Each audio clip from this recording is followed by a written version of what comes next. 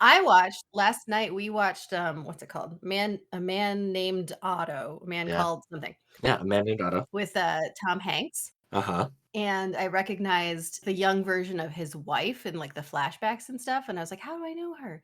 And she's Sydney from Legion, Oh, that's funny. which has Shadow King stuff, Oh which is what we're talking about today, my gosh. right? What a twist. Okay, so I'm gonna, like, start the episode now. Okay.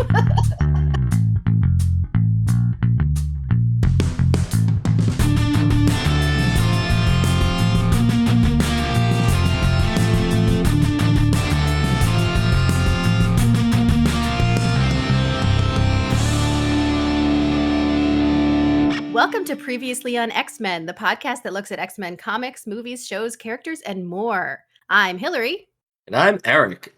and today we're talking about the animated series again. We're talking about Xavier Remembers and Courage. Courage. What price courage?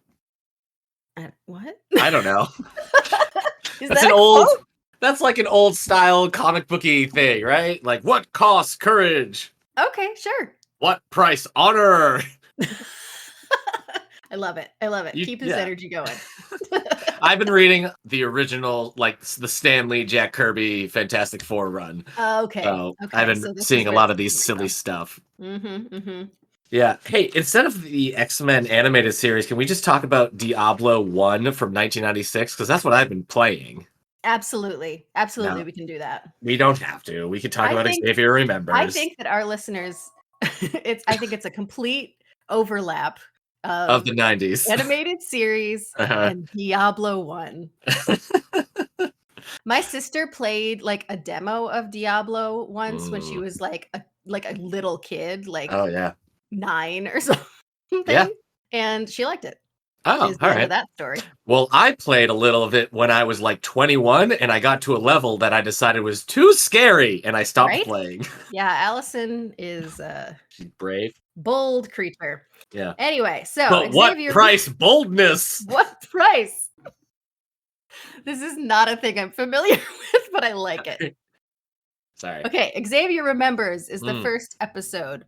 Aired April 27, 1996. On the DVD, it's out of order. It's put as episode 61, even though it's episode 50. Madness. This episode was delayed by 11 episodes. Simply madness. Yeah. This was Yep. directed by Larry Houston, very familiar. Written by Stephen Matheson.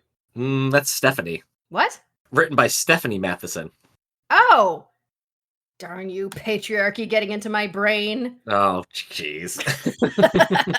I love talking about feminism with you because it makes you so uncomfortable. No, it's just so funny. You're a staunch feminist, but in your head, the patriarchy's like, that can't be Stephanie. It got into me. It got into me. It was That, like, that must be a typo. That must be Steven. That's ridiculous. Stephanie writing an X-Men episode? I think not. You had your own Shadow King moment. I did. He took over my brain. Yeah. The Shadow King is the symbol of the patriarchy. Oh my gosh. Across I'm running everything. With that. I'm running with that. Okay, so how does it start? It starts, nighttime at the mansion. Yeah. So Xavier is tossing and turning, having this nightmare. Everybody's running. There's this like cloud outside, and then we see everybody like leaving their rooms in their PJs, except for Cyclops, who's fully in uniform. He's ready to roll. Well, I thought that maybe he's like on patrol or something. Like, do they have like one of them stays up, like it's a camp or something? Sure, yeah. It's 3 a.m. Everybody's in their PJs except for Cyclops. Yeah, and I thought this was cool because you couldn't tell if it was real or not. Yeah, because Sabretooth shows up and we're like, okay, maybe Xavier's making people think they're seeing these things, but it's all, we find out it's all in Xavier's brain. It's all in his brain. So he's watching all of like each individual person's fear attacking them. So like Sabretooth attacks Wolverine, Jubilee is Sentinels. And of course we have Storm with the claustrophobia. Yeah, doors just shut around Storm. Yeah. And who Oh, and Cyclops and Jean are lowered into the ground by Sinister? Yeah, they both have the same fear. And this is interesting because it's a little meta because it's like this is a very classic thing with like Hmm. a psychic attack being the thing that each individual fears Yeah. the most. But this is the thing that Xavier perceives each of them to fear the most because it's Yeah. his nightmare. And he has to just watch as all the X-Men die. No! We find out he's in bed having these, in the medical bay, having these nightmares, these visions. And they mention, like, how can a concussion do this? So I guess we missed, we don't get to Yeah. see, like, maybe he was painting in the garage and a hammer fell on his head or something. You are not supposed to climb that high, Xavier. Conked his Uh, head. And so yeah. he's been unconscious since then, and Jean can't reach him, Mm, like, psychically, and so yes. they're suspicious about what is going on with his mighty brain. Hmm. And then we go back to Xavier's brain, and now he's like happy. He's getting like, oh, it was just a dream. Everything's good. There's a pool party at Xavier's. Yeah. Everybody's Everybody's having a good happy. time. They've never Yeah. been happy before, but now they're happy, and And there's everything is no beautiful. sentinels. No sentinels, and then he sees his mom, and she's sort of sepia toned Yeah. because she's from his, like, way past. Does his mom have an accent? Huh, I didn't notice. It sounds like she does, and I can't tell what they're going for. And then it's kind of like, well, his stepdad didn't have an accent, and his mom, like, why doesn't he have an accent? Huh. I just couldn't tell I what guess they it were going felt a for. little more like old-timey Yeah, mother figure kind yeah, of talk, you know? yeah, Like, is it an accent or is it just, yeah. like, Who's just a shade of blue. just a shade of I Yeah. don't understand you today. She was just a shade of blue. She was blue? Wasn't she? I don't know, she was, like, faded color. Yeah. All right. Well, yesterday Kendra and I fought over whether or not the car in front of us looked like pea soup or was a shade of blue. So maybe I'm just losing all perception of color. This is a fight that our marriages share. Yeah. What is color? But he remembers his mother, and she's trying to, like, convince him that, like, he should just stay and we can all be happy now, and so you start to get suspicious that something He is says trying to trick him into, like, being subdued or whatever. he says the day I lost you, I thought I'd never see you again. I'm like, yeah, because she died. we I think at that That's point you how know you'd never see her again. I thought for sure I would never see you again Because you died, but when you were being lowered into the ground. That's too there's dark. always a chance. That's too dark. He gets like pulled into the light. A lulling voice is like, "Come on, come into the light." No, And anyway. I thought it was funny because Xavier's like, "I know you," and the voice is like, Mhm. "You don't. Nope, no, I don't think so. You couldn't. No, no, no, no. Hold on, I was I doing have a one different of those voice." voices. Yeah. Very it sounds like other people. You know what? People often say I sound like Jack Nicholson, so that you must be thinking of It's Easy Rider. probably it's probably like that. Yeah. Just come into the light. So that's happening. Meanwhile, Jean is like still trying, and she finally breaks through to Xavier, and she's like, "Hey, no, come back, or come back to us," or whatever she says. And so he hears a little bit of that, and he's like, "Wait a minute." And then he starts remembering the voice. And we get a little flashback of him in Cairo, just Mhm. walking around having adventures in that green adventure suit he wears. Yep. That's how we know that he's having a nice time. Young Storm pickpockets him. He's like, "You little imp." Oh, You scamp. He chases her down. yeah. It almost feels like she's waiting for him, but I don't think she is. She knocks on the door because she's supposed to give the money to the Shadow King, but I think he uses his powers on her, right? Then the Shadow King invites him in to just discuss things, but it turns out Xavier thinks no one should use their powers to make people do stuff, and the Shadow King thinks all humans are stupid and should be subjugated with the utmost prejudice. Yes, and this is just untenable for Hmm. Xavier. And so we can assume maybe that there was a little more conversation before this happened. They have a But big psychic fight. They end up in this enormous battle on the astral plane, which, as Xavier says, is where all the strongest psychics go. Yeah, how many are And there? just all of them. They hang out sometimes Okay. in the astral plane, but they have Yeah. this big fight and they're doing the whole like we're like monsters, like Yeah. different like representations or whatever. Mhm. And then what happens is Xavier banishes Shadow King's essence Mind. or Yeah. whatever to the astral plane, like separates Mhm. it from his body. I don't know what happens to his body after that, but we don't see that. In the comics, I think it's kind of I can't remember in the original comic that this happened.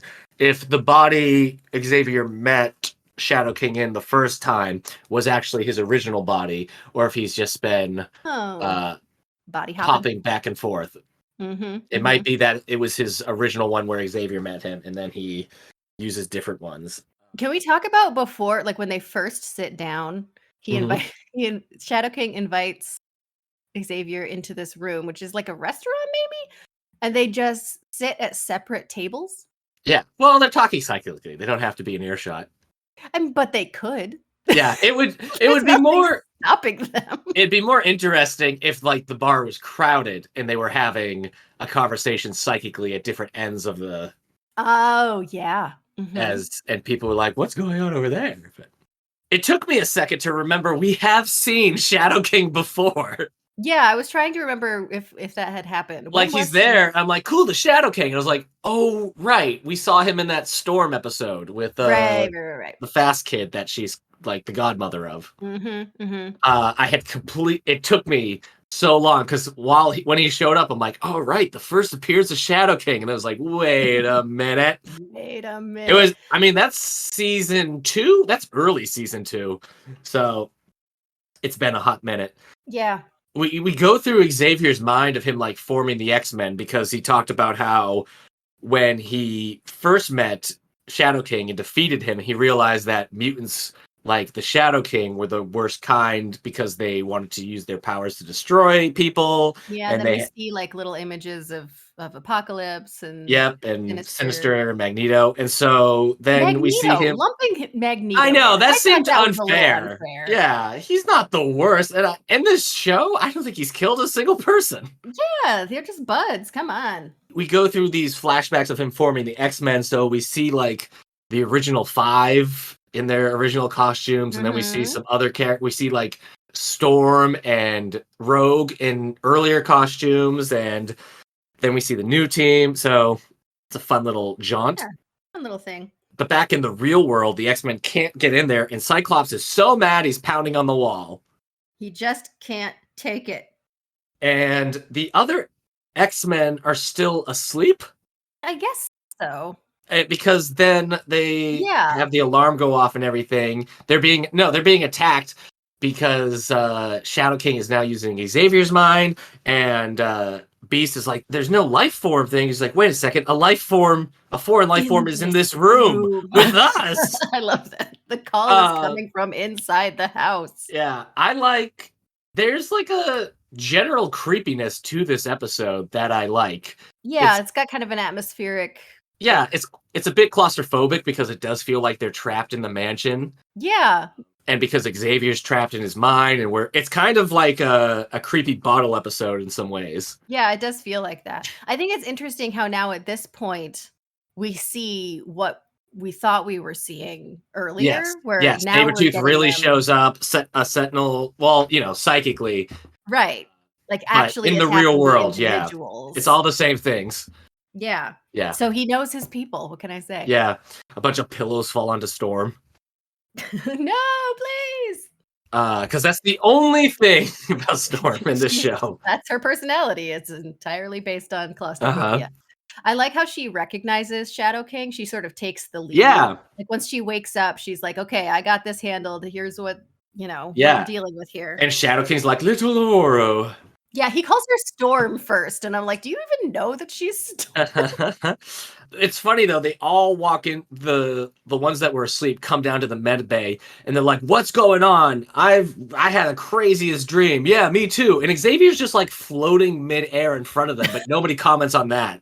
It's normal. Whatever. Because Uh he's Shadow King has taken over his body. I laughed so loud I know at what you're this gonna say. episode. Wolverine pops his claws, ready Yeah. to take on the Shadow King, and Cyclops delivers the best line, and he's like, "Are you crazy? Just put him away." It's the delivery. He's just Oh, so over it. He's like, "Just go over there. Go sit oh in the my corner, you idiot." gosh. Oh, just play So funny. outside. That delivery was so good. I laughed out loud so much I Yep. was worried I woke up my wife. Don't wake up your wife. It was so funny. Don't wake a sleeping Oh, wife is what they say. yeah.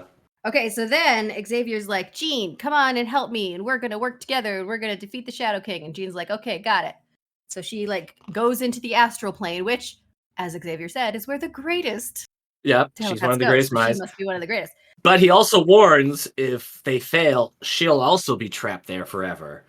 And she's like, "We can't Yes. fail. You trained me too well." Is like it does that very over the top Chris Claremont dialogue Mhm. during this scene, which I actually appreciated because it was just It's so over the grand. top. It's like a grand moment, Yeah.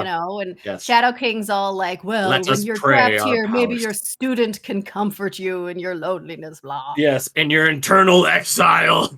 Which is what Xavier put on the Shadow King Yeah. and dismissed as his youth. Yes. It's like, I was young. I was Yeah. young. I banished a guy to eternal torment. Yeah. It's fine.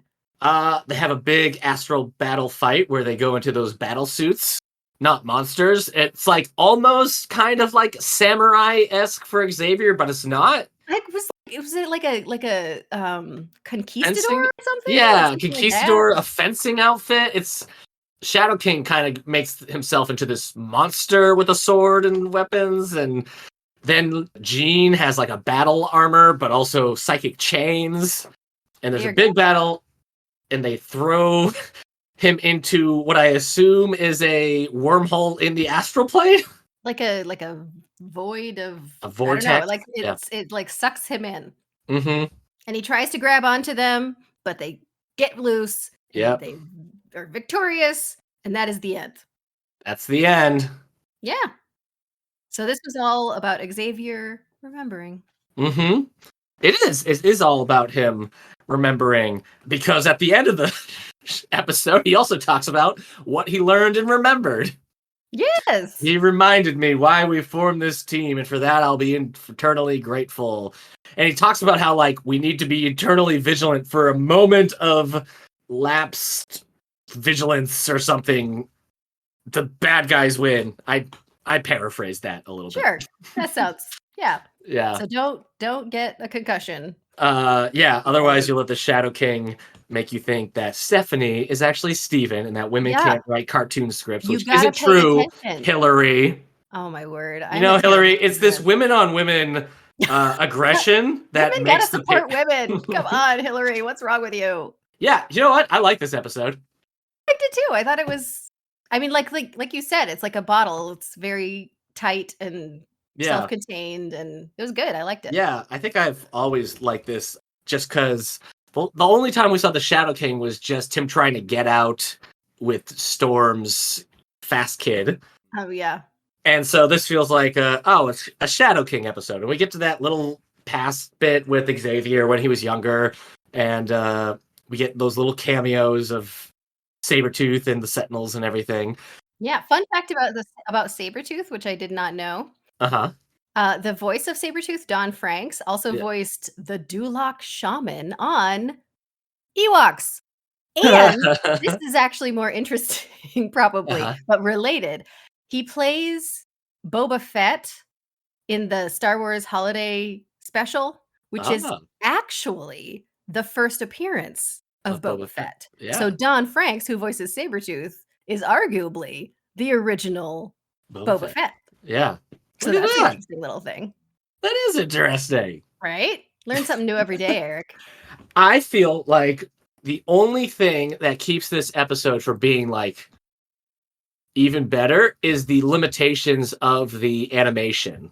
Yeah, that's true. Because it's trying to, it doesn't like, and at the time I'm sure it was fine, but it's with the astral plane and they're like those outline bodies and then stuff like it it's competent and it does the job, and some of it's quite cool, but with a bigger budget and stronger animation, it would have, it Yeah. would have been a much stronger episode, I think. The Shadow King in the astral plane, that kind of their design of him doesn't always work, just that big floating energy head. Yeah, it's a little clunky sometimes, and the way it Yeah. moves and stuff, it's kind of odd.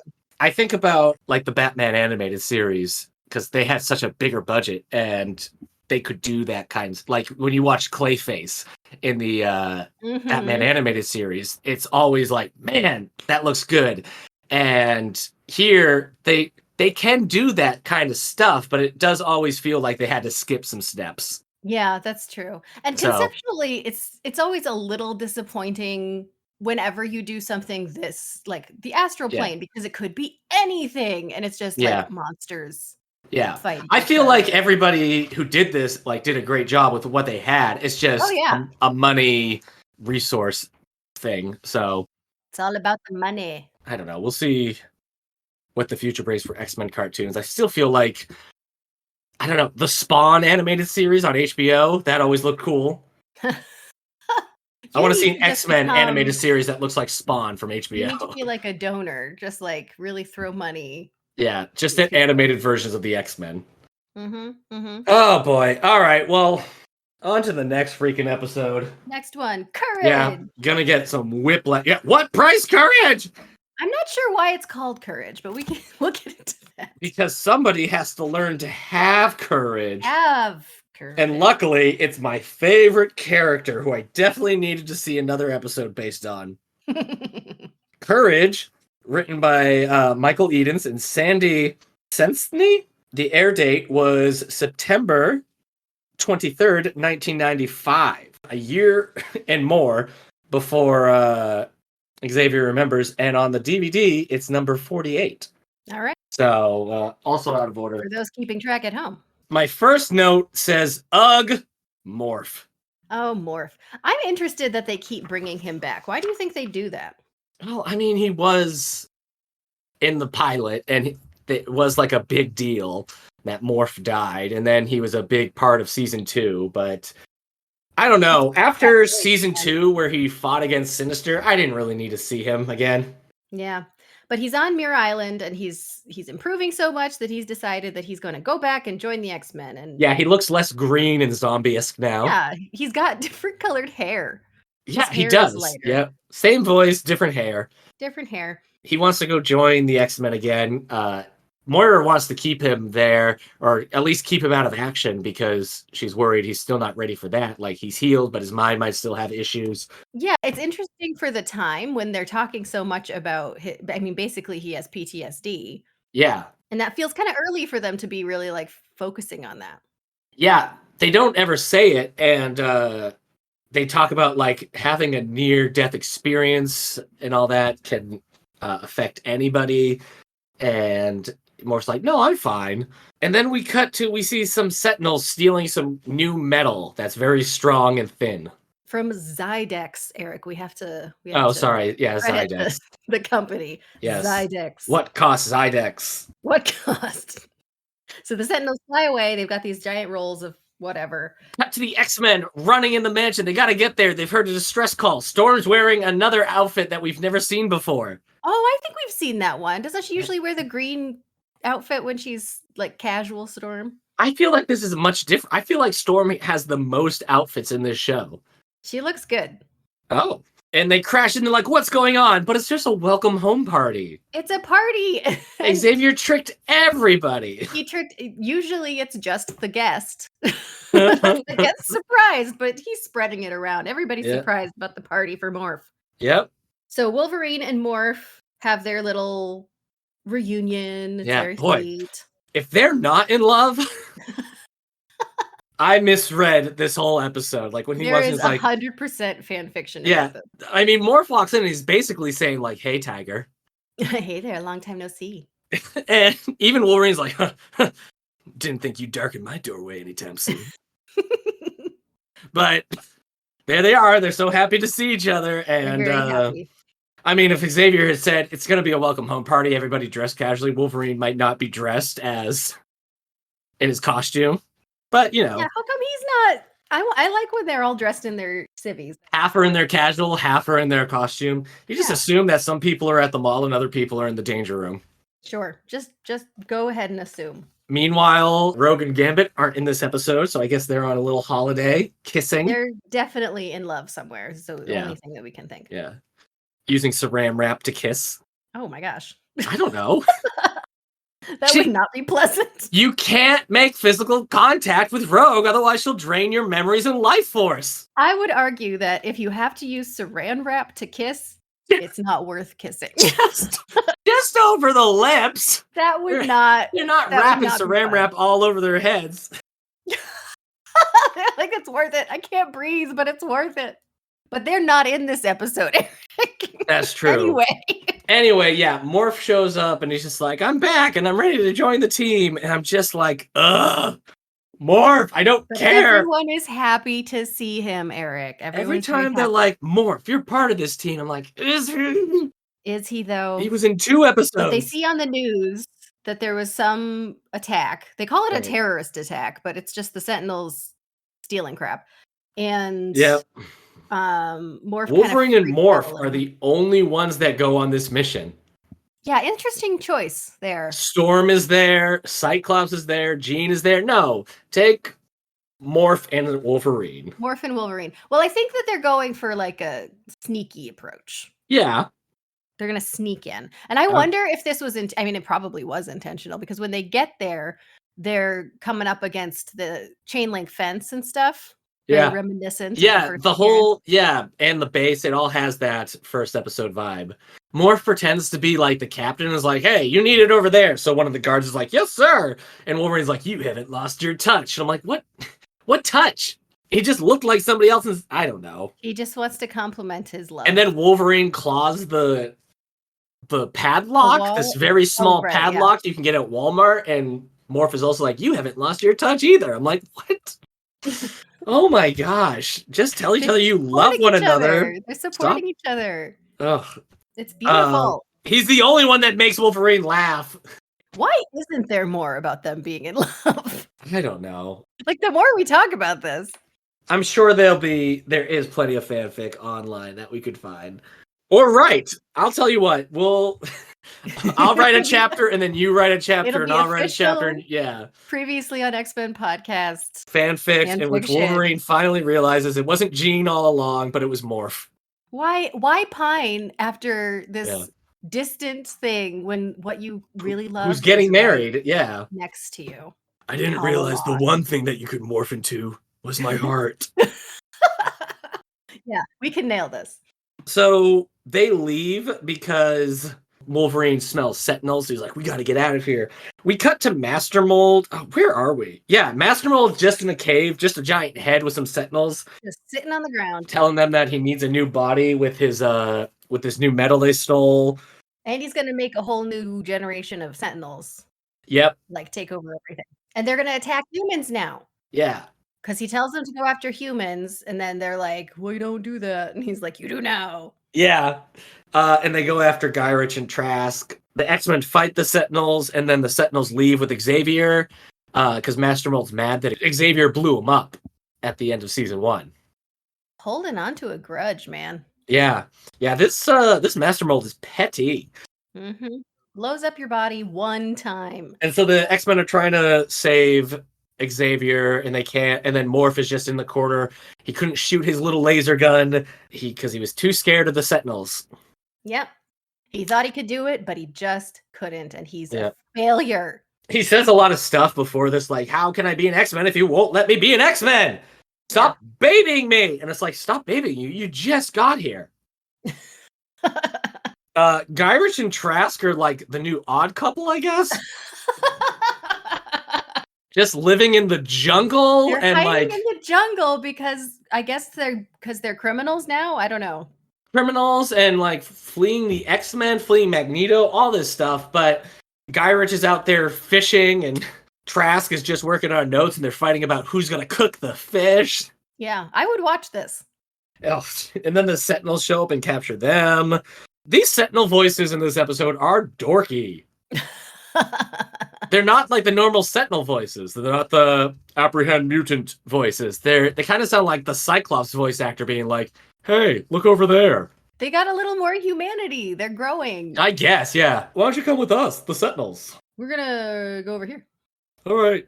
And they grab them and they go off, but then the X-Men intercept them. They go to the Master Mold is talking to Professor X. He's like, I'm going to put your brain in my body, and then I'll use your brain to destroy all mutants as something that you would call high irony. And I'm like, who calls anything high irony? High people. Oh, of course. I thought this was really it made I'd had to do some mental gymnastics here because like normally it's like Xavier. you put a brain in somebody's body and that's now that person whose brain it is controls the body. But this was like he's gonna use Xavier's brain, but Xavier won't be a part of that. It's like he's using it like a tool. After Avengers vs. X-Men, Red Skull got a hold of Professor Xavier's brain and then was using it to be psychic. Gross. Yeah, that is gross. Storm gets covered under rocks and she's like, please help me. So that's 2 episodes in a row now. The Storm's biggest thing has been claustrophobia. So often. And you know what? If they're going to go after Morph about not being ready or whatever, like they need to deal with Storm's trauma because I thought we had, didn't we? Wasn't this like a thing in the Morlock episode where they had to, in the very first season, where they had to go underground and she beat Callisto? I just felt like we kind of got to a point where we dealt with it. Well, it's back, baby. Does Morph have the powers of the people he turns into? Because suddenly he's super strong when he turns into Sasquatch. Yes, that changes his power quite substantially. Yeah, suddenly he's useful. Yes, like of course. Now, be on the team, please, Morph, because you can be anybody and do whatever. The thing is, when you're Morph and on a team with Jean can just make everybody else think that you look like someone. So it just doesn't make. But yes, when suddenly can he morph into a tank and then shoot rockets? No, it's all the rockets are part of himself. Well, what about the all right. This is getting wacky. He turns into Angel, he turns into Omega Red, he turns into Sasquatch. See, I get it. Like Angel kind of makes sense because it's like wings. Like if you can make wings, maybe that means you can fly. But like all the other stuff, he just has their power. So great, I guess. Yeah, it's not as bad as when Mystique can turn into a raven. I hate when Mystique turns into a raven. Where does the mask go, Eric? I don't know. Well, according to the Animorphs, it would go into a separate form of space in which high-speed space travel is possible as well. So there is a chance in Animorphs. So there's part of your body's mass is just like off in some dimension? Yeah, and there's a chance that the spaceship's using it to go faster than life.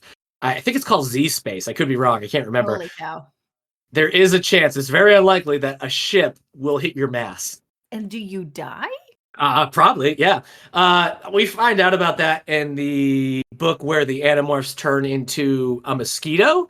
They turn into mosquitoes and they end up getting too small that they get pulled into the Z-zone, into Z-space. Because so much of their mass is in there already? And then they have a space adventure and then they come back to Earth. Am I into Animorphs? Speaking of randomly being into stuff, I discovered in the last episode of this podcast that I want to read more about Venom. What? That was such a good reaction. Which version? I don't know. It's because I read Dark Web. I read the Dark Web event, whatever. And there's just stuff about Venom and like the King in Black or whatever, and like all this stuff with like him time traveling and like different versions of himself and all this stuff, and I just not really into it. Current Venom stuff. All right, because I don't think you would be a fan of just reading like 90s Venom comics. No. I want like what's going on, but like I need to figure out where to start. Yeah, that's tricky. Probably just after the Agent Venom stuff, where Flash Thompson has the Venom suit and is doing little missions and stuff. Probably Back in Black or something. All right. Well, I'll let you figure that out and send me a Okay. Or message. maybe not. I'm not up to No, date no, yet no. with all the Venom stuff. You are the one who can figure it out for Yeah. me. Yeah, Null is in the Marvel Snap game, and he's pretty cool. I don't know what that means. It's a card game you can play on your phone. No, no, no. I know what that is. What's null? He's the King in Black. Oh, see, that's what I'm saying. I don't know Oh, okay. what's going on with Well, that. he gets all the powers of the cards you've destroyed in the game. So if you have a destroy deck, you get all the powers in one card. And then if you use Armanzola on him, you destroy him and create 2 copies of him. But Oh my he gosh. carries over the points. So if you have like a 20 power null and you destroy him, suddenly you have 2 40 power nulls on the board. Oh my gosh. So sort of, it's like Morph Yes. having the powers of whatever he changes into. Yeah, I think it's kind of a fun end when he is doing that. He has all his powers and everything, and then turning into all these other mutants and fighting the Sentinels, and then drops a stalagmite, or is it a stalactite? I think tight. I think tight is no. I'm gonna get it backwards. I think tight is from the ceiling, and mite is maybe that's the other way. Isn't stalagmite from the top because it's in the? It's like the night. Look, he drops a rock from the ceiling with an M. Huh. Well, he drops a rock from the ceiling onto Master Mold's head. It's a rock. And Master Mold has enough time to go, no! Because he's a spider head. He's a spider head. And then he talks about Morph is like, I wasn't ready. I wanted to be ready, but I'm not ready, so I'm going to leave. Listen, I thought that was really cool and like mature because like you have that scene where he's like conquering his fear and he's doing all this awesome stuff and he's like, wow, we didn't know he could be so great, and he solves the problem. And you think that like he'll be like, yeah, I'm awesome now, but he's like, listen, it worked this time, but I learned about myself today. Yeah. And I need to take a break. All right. Do you like this episode? I did like this episode. Oh, okay. I did. Morph was a little less morphy. Like he had the giggle, which was annoying, but it almost stood out more because the way he was talking normally was not as intense. Right. So I didn't mind him as much. And I guess, I don't know, it was just sort of like a fun little journey of his like finding himself and all this stuff. I don't know. I liked it. Okay. I don't like this episode. I guessed that. I've never liked this episode, and when it came on, I was like, oh, like I'm having to be dragged through this episode just because it's like Trask and Gyrich and the jungle and Morph, all this. I don't know. I just don't care about Morph the way that like probably kids cared about Morph when this episode was airing and all that stuff. It just because I watched these when they were airing and I didn't care about Morph.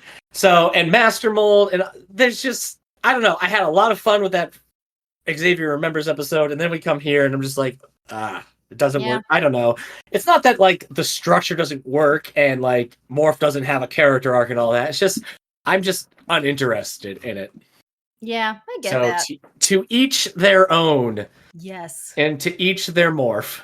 To each their Morph, and on that, I don't know if today in 2023 if you could get into the Animorphs, but I recently read the first book again, like back in 2020, and I was like getting a little choked up while reading it. Well, you've got a history with the Animorphs. So sure do. That makes sense.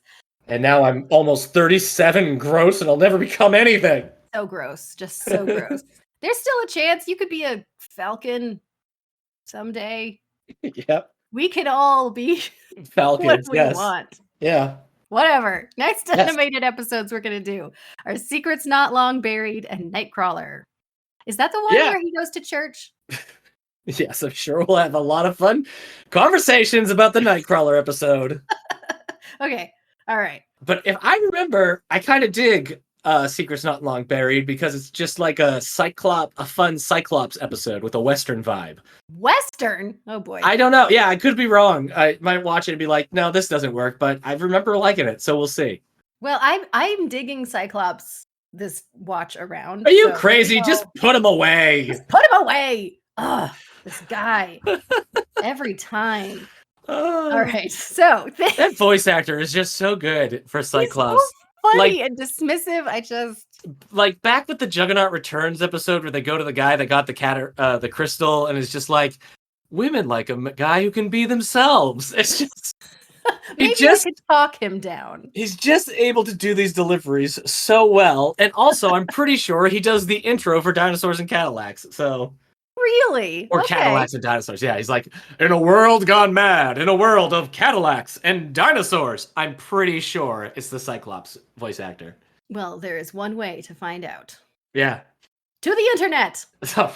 Okay. All right. Continue with your send-off. All right, I'm going to do the send-off.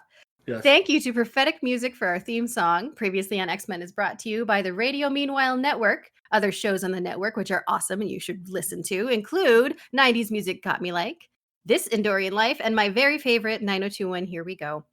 Follow us on Facebook or Twitter, if Twitter still exists when you're listening to this, at Previously on X. Please rate, subscribe, or share this show whenever you get your podcast, wherever you get your podcast. Also, whenever. Just whenever you're in the mood for a podcast. Should you want a podcast? Think of us. All right. Goodbye. When the bill comes due, what price podcast?